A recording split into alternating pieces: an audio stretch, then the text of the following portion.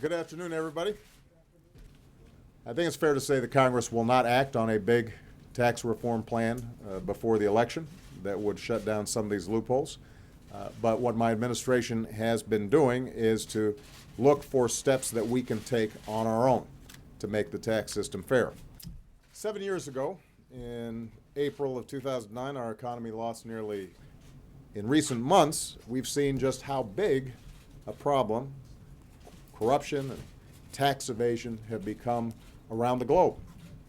We saw what happened with the release of the Panama Papers, and we've seen the degree to which both legal practices of tax avoidance that are still unfair and bad for the economy, as well as illegal practices that in some cases involve nefarious activities continue to exist and to spread.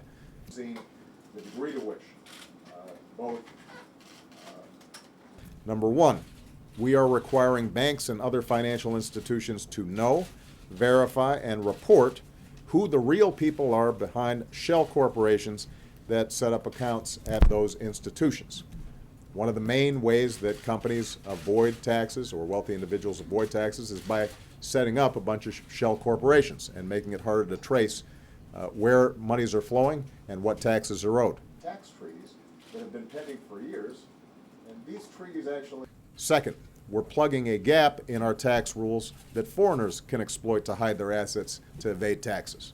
The Treasury Department and the IRS are issuing a proposed rule to make sure foreigners cannot hide behind anonymous shell companies formed inside the United States. Hide behind anonymous shell companies formed inside the United States. Now these actions are going to make a difference.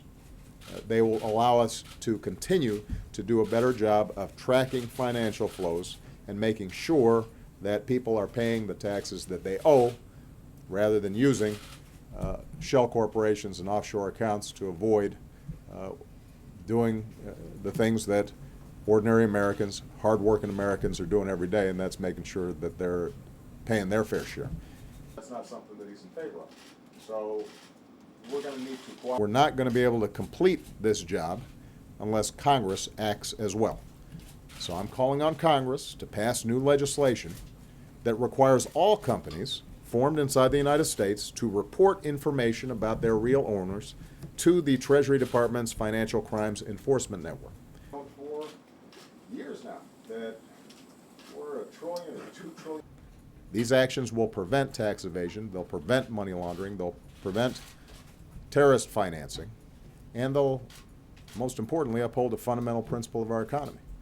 We'll know soon enough. It's not going to be that much longer. Okay.